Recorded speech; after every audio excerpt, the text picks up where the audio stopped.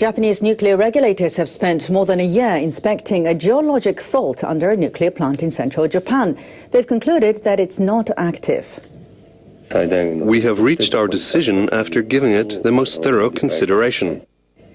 The Nuclear Regulation Authority issued a final report on this F6 fault under the Oi plant. They say the fault is unlikely to be affected by a nearby active fault. Government standards prohibit the construction of reactors and other key facilities above faults that have the potential to move. The Oi plant is one of 7 nuclear plants the regulators have been studying. Regulators concluded last May that a fault under the Tsuruga plant, also in central Japan, has the potential to move.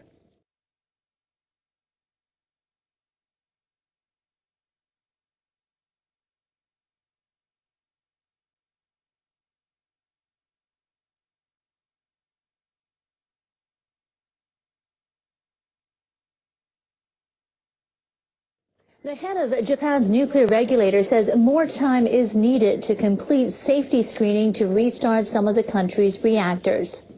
All commercial reactors in Japan are currently offline. 9 nuclear power stations have applied for safety checks by the Nuclear Regulation Authority.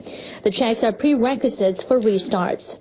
At an NRA meeting, officials reported on the screenings of the first 6 power plants. One official said the authority is nearing the end of screenings for basic designs of new safety devices. Another said the checks are in the final stage. But after the meeting, NRA Chairman Shunichi Tanaka said the authority needs more time. We need to check the designs of safety devices, and then officials will start work on approving them. The whole screening process will not be finished by the end of March. Tanaka says the authority will hear a variety of opinions from scientific and technology experts before reaching a final conclusion.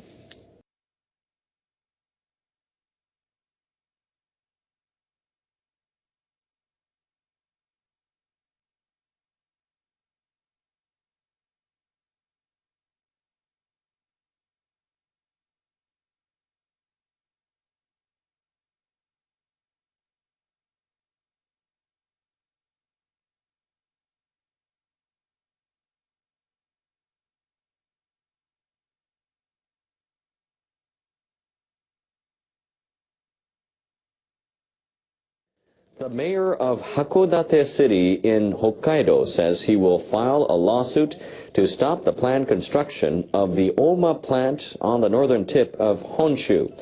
Hakodate will be the first local government to become a plaintiff seeking an injunction against a nuclear plant. Toshiki Kudo says after obtaining the city assembly's approval, he will file a suit with the Tokyo District Court next month. He said the city will demand the central government and the plant's operator, J-Power, halt construction work. The mayor said if an accident were to occur at the planned Oma plant, it would wreak havoc on the city. The facility is being built across a narrow strait in neighboring Aomori Prefecture, 23 kilometers from Hakodate. Regulations require local governments within a 30-kilometer radius of a nuclear plant to have plans in place to evacuate residents in the event of a major accident. Construction work at Oma was suspended after the 2011 accident at the Fukushima Daiichi plant, but resumed in October 2012. J-Power is preparing applications for safety checks required under the government's new safety guidelines. Kudo said the city has asked the central government and J-Power on 4 occasions to halt construction work indefinitely, but the requests have all been rejected.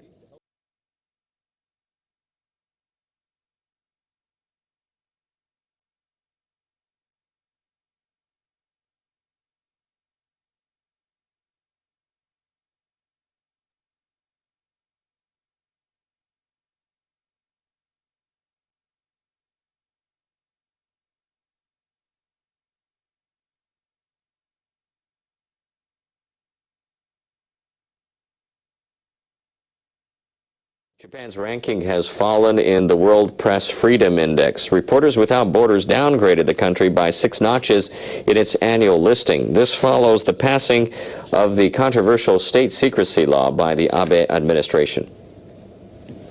The Paris-based media rights watchdog released its 2014 World Press Freedom Index, covering 180 countries and territories. Japan's ranking fell from 53rd to 59th. The report says that since the Fukushima nuclear disaster in 2011, freelance and foreign journalists have often been denied access to news conference and information by the government and TEPCO, the plant operator. The group warns that with the Abe government's newly enacted state secrecy law, the fight of freelance reporters will become even more difficult. Other countries to fall in rankings include the United States, which is downgraded from 32nd place to 46th. Edward Snowden, a former national security contractor, leaked documents about the country's data gathering programs. The top 8 places are all taken by European nations, with Finland leading the way. Taiwan ranked 50th and South Korea 57th. China is 175th ahead of North Korea at 179th.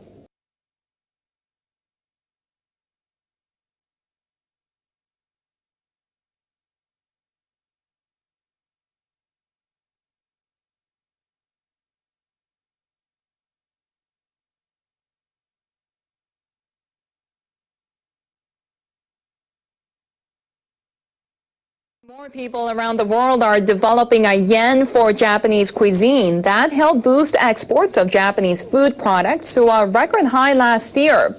Agriculture Ministry officials say Japan exported foodstuffs worth about $5.4 billion in 2013. That's up 22% in yen terms from the previous year. And it's the highest figure since the ministry began keeping records in 1955. Exports of scallops and apples doubled. Shipments of sake, miso paste, and soy sauce each grew nearly 20%. Shipments to other parts of Asia accounted for more than 70% of Japanese food exports last year. Vietnam imported 36% more Japanese food products last year, and exports to Thailand rose 30%. It is great news. We will work harder to achieve our goal of expanding food exports to $10 billion by 2020. Hayashi says lingering concerns about food safety after the Fukushima nuclear disaster are causing markets like Hong Kong, Taiwan, and China to place restrictions on imports of Japanese foodstuffs. Hayashi says the ministry is asking those markets to remove the restrictions by presenting data showing that Japanese food is safe. People who fled their towns and villages after the nuclear accident in Fukushima have spent nearly 3 years dreaming of going back. For many, it's not just their homes they miss. They had to leave their pets behind, and those animals are struggling to survive another bitter winter. Iitate village is in the evacuation zone. High radiation levels forced 6,000 residents to leave.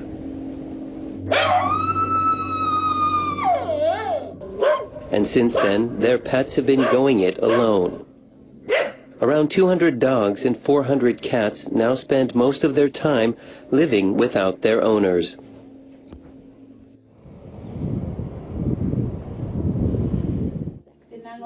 Tokiko Sato is one of those owners. She's living in Fukushima City temporarily. Because her apartment there doesn't allow pets, she had to leave her dog Taiyo in Iitate. Taiyo is a Japanese word meaning sun. Sato chose the name hoping the dog might share its warmth with others. I feel like I've been separated from my child. I miss Taiyo. I talk to his photo every day, saying things like, "Good night," or "I'm going now." Evacuees are allowed to visit their former homes during daylight hours. Sato goes twice a week to take care of her dog. It's about an hour's drive from Fukushima City.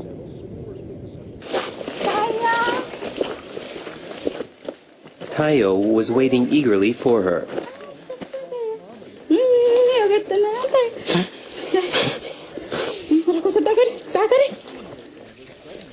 She fed him some homemade food.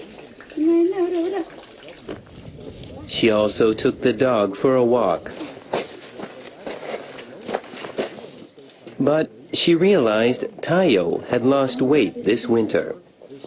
On every visit, she always leaves a lot of food to keep the dog going until next time. So she wondered why he was losing weight. An NHK crew set up an infrared camera to investigate. In the middle of the night, rats showed up. They ate some of the food and took more away with them.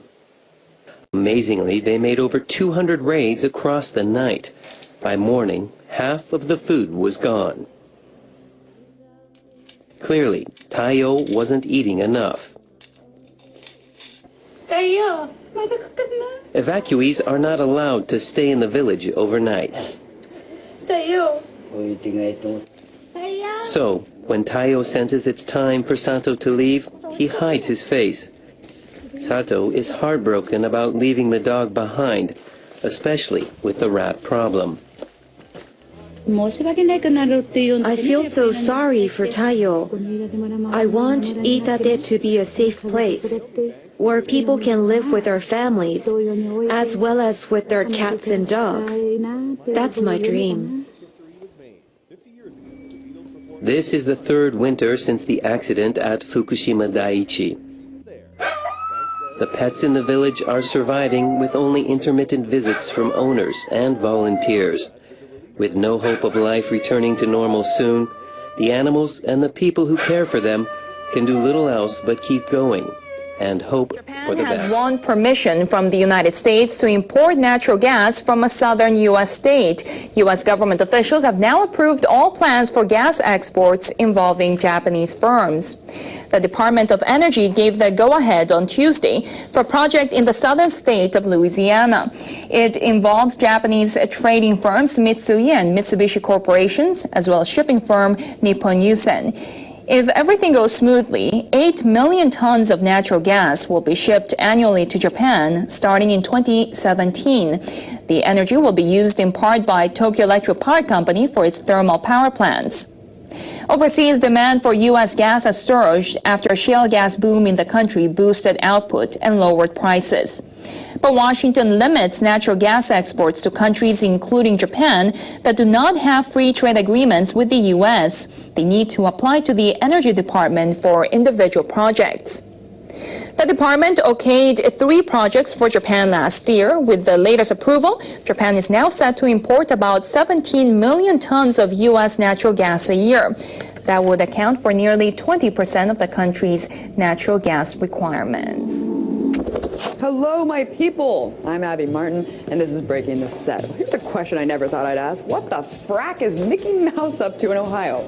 See, last month, Radio Disney employees traveled to 26 schools and science centers across the state promoting a program called Rockin' in Ohio. Sounds innocent enough, right? Well, it turns out this initiative was entirely funded by none other than the Ohio Oil and Gas Energy Education Program, which in turn gets its money from, you guessed it, oil and gas companies. During the demonstration, the kids were shown interactive presentations about gas pipelines and encouraged to spread the message about the industry. Now, I'm just guessing here, but I doubt these kids were also taught that infertility and cancer-causing chemicals have been found in fracking water supplies, and that the practice is responsible for artificial earthquakes in Youngstown, Ohio. Unsurprisingly, the fracking indoctrination of Ohio's youth isn't sitting too well with environmental activists. In fact, one online petition urging Disney's CEO to shut down this program has already gathered over 80,000 signatures. So, if you think the Magic Kingdom and oil belong together as well as water and oil, then let's break. An energy provider that serves our region may be closing some of its nuclear power plants, but company officials say the one in Montgomery County is safe. Exelon officials say the company is considering closing some of its underperforming nuclear generating plants, but the Limerick plant is not on that list. The company says the Limerick plant is a strong performer for the company, and there are no plans to close either unit before the end of their federally licensed operating lives. The units are licensed through 2024 and 2029.